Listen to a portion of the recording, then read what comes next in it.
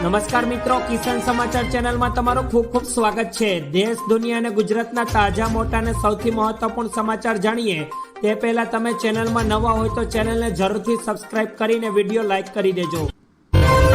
આજના સૌથી મોટા સમાચાર, શિક્ષણ જગતને શર્મસાર કરતી વધુ એક ઘટના સામે આવી। આમ તો શિક્ષકને જીવન ઘડતરનો ગુરુ માનવામાં આવે છે।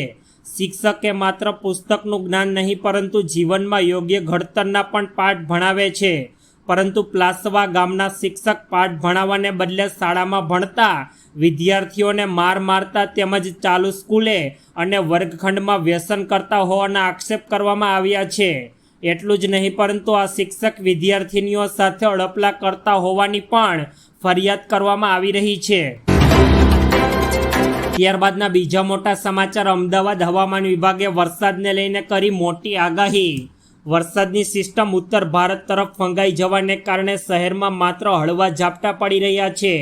જોકે હવે મોન્સૂન ટફ સક્રિય થવાને કારણે આગામી 24 કલાકમાં શહેરમાં મધ્ય વરસાદ પડવાની શક્યતા છે। ત્યાર પછી ફરી વરસાદનું જોર ઘટવાની શક્યતા હવામાન વિભાગ દ્વારા વ્યક્ત કરાઈ। આ સાથે જ નવસારી, સુરત, નર્મદામાં ઓરેન્જ એલર્ટ અપાયું છે। તો બીજી તરફ વલસાડ, ડાંગ, તાપીમાં પણ ભારેથી અતિ ભારે વરસાદની આગાહી કરવામાં આવી રહી છે। ત્યારબાદના ખૂબ જ મહત્વપૂર્ણ સમાચાર, બફારા વચ્ચે જમીનમાંથી ઈયળોના ઝુંડ નીકળ્યા। કલ્યાણપુર તાલુકાના મેવાસા ગામ અને કર્ણધાર વિસ્તારમાં ઈયળોનો ઉપદ્રવ વધ્યો છે। વરસાદ અને ગરમીના બફારા વચ્ચે જમીનમાંથી ઈયળોના ઝુંડ બહાર નીકળ્યા।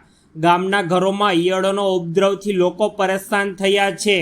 ઈયળોના ઢગલા કર્ણધાર વિસ્તાર તથા મેવાસા વિસ્તારમાં જોવા મળી રહ્યા છે, જ્યારે બફારા વચ્ચે જમીનમાંથી ઈયળોના ઝુંડ બહાર નીકળી રહ્યા છે।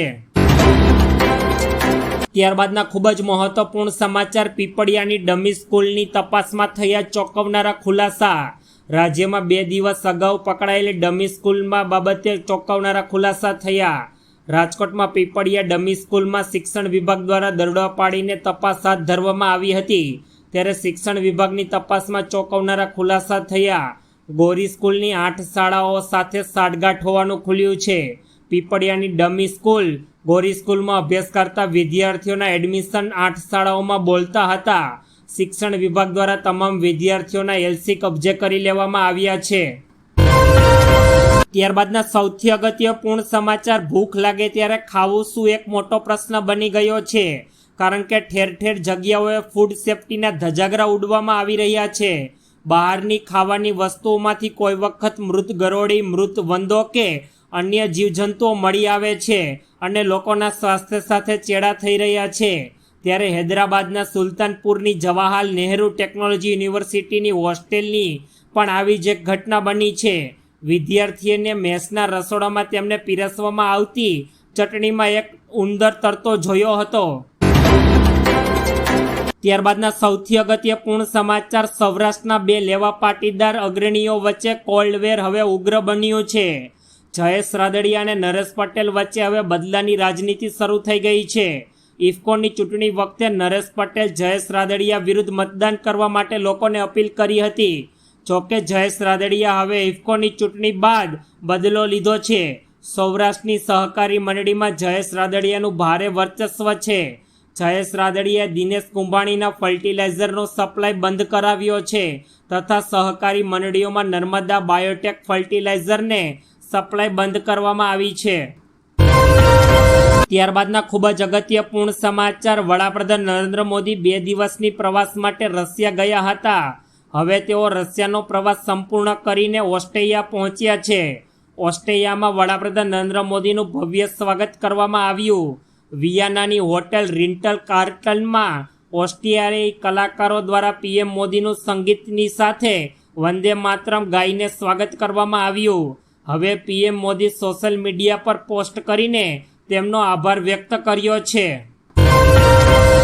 ત્યારબાદના અગત્યપૂર્ણ સમાચાર, ગીર ફોરેસ્ટનું સૌંદર્ય વર્ષા ઋતુમાં ખીલી ઉઠ્યું। ગુજરાતમાં વર્ષા ઋતુમાં ગીર સોમનાથના જંગલનું સૌંદર્ય ખીલી ઉઠ્યું છે। વનરાજી ખીલી ઉઠતા વનરાજા પણ મસ્તીના મૂળમાં જોવા મળ્યા છે। વનરાજાઓની મસ્તીના દ્રશ્યો સામે આવ્યા, જેમાં ગીરના જંગલે જાણે લીલી ચાદર ઓઢી હોય તેવા દ્રશ્યો સામે આવ્યા છે। ત્યારે વિડીયોમાં સિંહ યુગલ મસ્તીભર્યા દ્રશ્યો સામે આવ્યા તથા વનરાજાની મસ્તીના દ્રશ્યો અત્યારે સૌ કોઈ સોશિયલ મીડિયામાં નિહાળી રહ્યા છે। ત્યારબાદના ખૂબ જ અગત્યપૂર્ણ સમાચાર, ગાંધીનગરમાં કેબિનેટ બેઠકમાં અધિકારીઓની કામગીરી સહિતના મુદ્દાઓ પર ચર્ચા કરાઈ। ગાંધીનગરમાં મુખ્યમંત્રી ભૂપેન્દ્ર પટેલની અધ્યક્ષતામાં કેબિનેટની બેઠક યોજવામાં આવી હતી। આ બેઠકમાં વિવિધ મુદ્દે ચર્ચા વિચારણા કરવામાં આવી। મુખ્યમંત્રીની અધ્યક્ષતામાં યોજાયેલી બેઠકમાં રાજ્યના વરસાદ અંગેની સ્થિતિ પર ચર્ચા કરવામાં આવી છે, તેમજ અધિકારીઓની કામગીરી મુદ્દે પણ ચર્ચા કરવામાં આવી છે અને આ સાથે જ નિયમ વિરુદ્ધ કામગીરી થતી હોવાનું પણ ધ્યાનમાં આવ્યું છે। ત્યારબાદના ખૂબ જ અગત્યપૂર્ણ સમાચાર, કોંગ્રેસ પ્રદેશ પ્રવક્તા અમિત નાયકે ટ્વીટ કરીને વ્યથા ઠાલવી। ગુજરાત કોંગ્રેસ કાર્યકર્તાઓમાં નારાજગી યથાવત જોવા મળી રહી છે। એક તરફ રાહુલ ગાંધી દ્વારા ગુજરાત કોંગ્રેસને એકજૂથ કરવાના પ્રયાસો કરવામાં આવ્યા છે, તો બીજી તરફ કોંગ્રેસના કાર્યકર્તાઓમાં નારાજગી જોવા મળી રહી છે। ગુજરાત કોંગ્રેસના પ્રવક્તા અમિત નાયકે ટ્વીટ કરીને નારાજગી રાજકારણમાં ગરમાવો આવ્યો છે। અમિત નાયકે ટ્વીટ કરીને લખ્યું કે કોંગ્રેસ કાર્યકર્તાઓના દુઃખમાં કોઈ સહભાગી થતું નથી।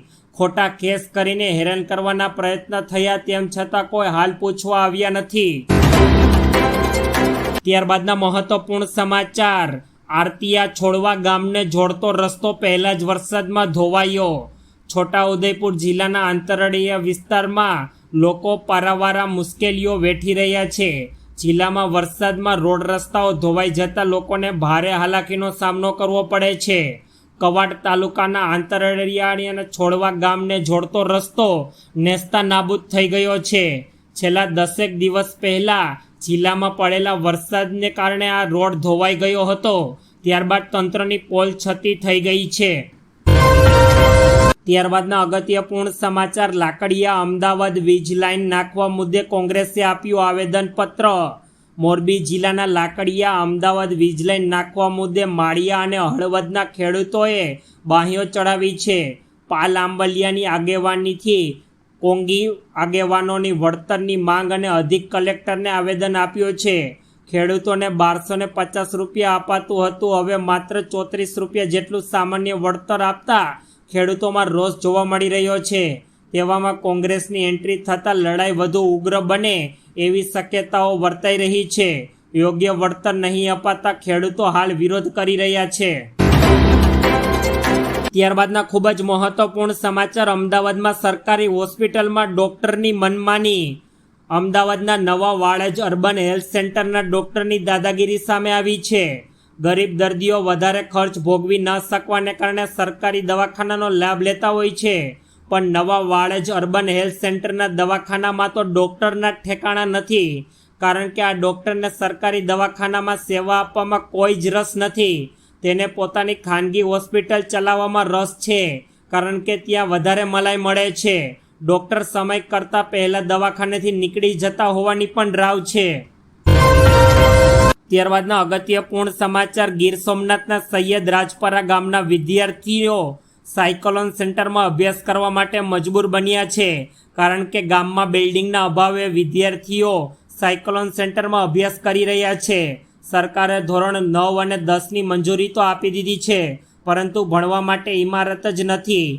સૌ ભણે સૌ આગળ વધે સૂત્ર આપીને સરકાર મોટી મોટી વાતો કરે છે, પરંતુ બીજી તરફ આ સૈયદ રાજપરા ગામમાં આ સૂત્રથી બિલકુલ વિપરીત સ્થિતિ છે, કારણ કે અહીં વિદ્યાર્થીઓને ભણવા માટે છત જ નથી। વિદ્યાર્થીઓની સંખ્યા સામે શાળાના ક્લાસરૂમ ઓછા પડે છે।